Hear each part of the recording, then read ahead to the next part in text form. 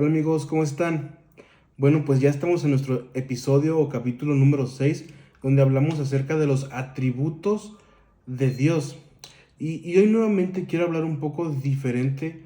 eh, no quiero hablarles mucho acerca de los atributos de Dios.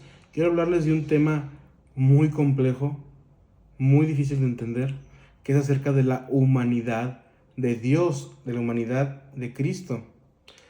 Y esto quiere decir de cómo es que los atributos de Dios aplican a Jesús durante su encarnación. O sea, cuando Jesucristo toma la forma de un hombre y se hace un bebé nacido de una mujer, ¿qué es lo que pasa con su omnipotencia, con su omnipresencia, con su omniscencia? ¿Qué pasa con que Él estaba sustentando todas las cosas por su palabra, con su poder? ¿Lo sigue haciendo o cómo funciona esto? Y básicamente existen dos extremos. Ah, y luego existe todo lo demás que está dentro de ellos. Y los extremos es lo que debemos evitar. Voy a tratar de definir bien cuáles son estos extremos para no llegar a esos. Y luego, ¿qué es lo que la escritura nos está enseñando? Ahora, uno de los primeros, o un extremo, es que minimizan la humanidad de Cristo. Es decir, hay personas que dicen que todos los atributos de Dios, Jesús los usaba como él quisiera, como un Harry Potter.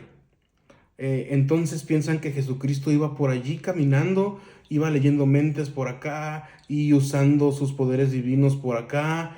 Y la verdad es que no. Esa verdad no es una opción ni bíblica, ya que estás negando la humanidad de Cristo. Vemos lo que dice segunda de Juan 1:7. Dice, porque muchos engañadores han salido por el mundo que no confiesan que Jesucristo ha venido en carne. Quien esto hace es el engañador y el anticristo. En otras palabras, no puedes ser salvo si niegas la completa y genuina humanidad de Cristo. La Biblia es clara y dice que el hombre en Cristo no sabía algunas cosas. Por ejemplo, él dice que no sabe cuándo va a regresar. Vemos como Cristo en Lucas dice que cuando era niño él aprendía.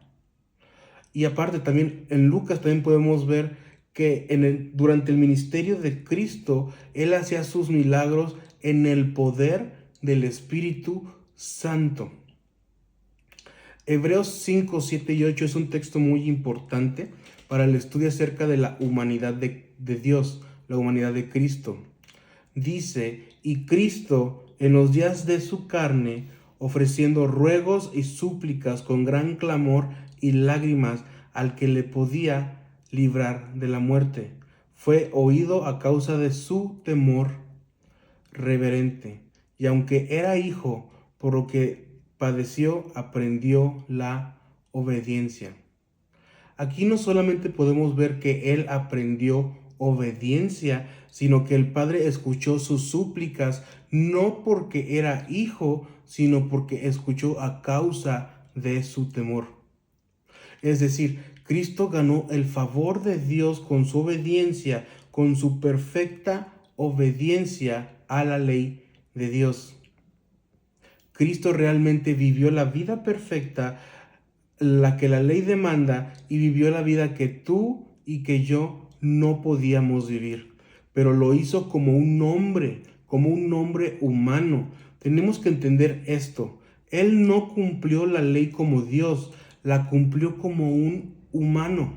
Ahora, esto es muy importante porque así debía de ser. Acuérdate, cuando Satanás viene a tentar a Jesús, la tentación que Satanás quiere hacer es que quiere tentarlo a usar sus poderes divinos para complacer sus deseos humanos. Por ejemplo, él le dice, convierte esta piedra en pan. Eso no va a ser una tentación para ti y para mí, porque no podemos hacer esto. Pero Cristo, quien tiene el poder para hacerlo, no lo hizo. No lo hizo para no negar su completa humanidad. Entonces, es un extremo decir que Cristo el hombre se gozaba por todos los atributos de Dios. El decir que los estaba usando a diestra y siniestra todo el tiempo, esto minimiza la humanidad de Cristo. Ahora, tenemos otro extremo. El otro extremo se llama la teoría de la kenosis. La kenosis es una palabra griega que se traduce en Filipenses 2, que significa despojo.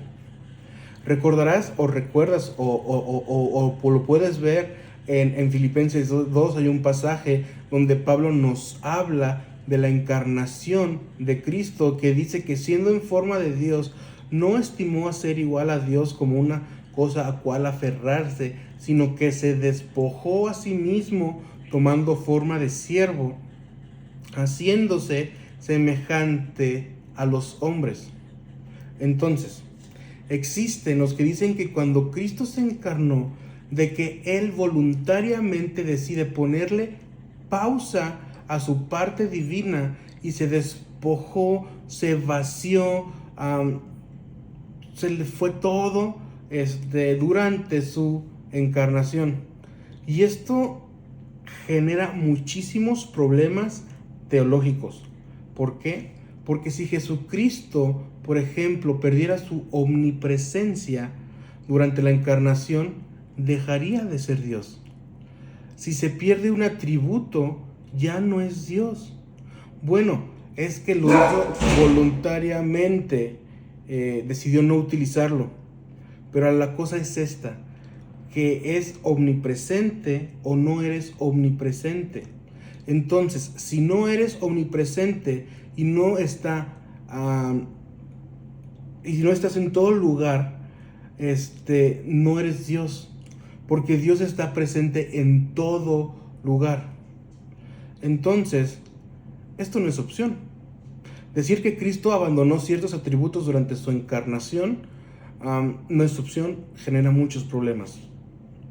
Ahora, hay otra doctrina también. Esta doctrina apareció alrededor del año 800 después de Cristo. Hubo una doctrina que se llama monotelismo, que enseñaba que Cristo tuvo una sola voluntad.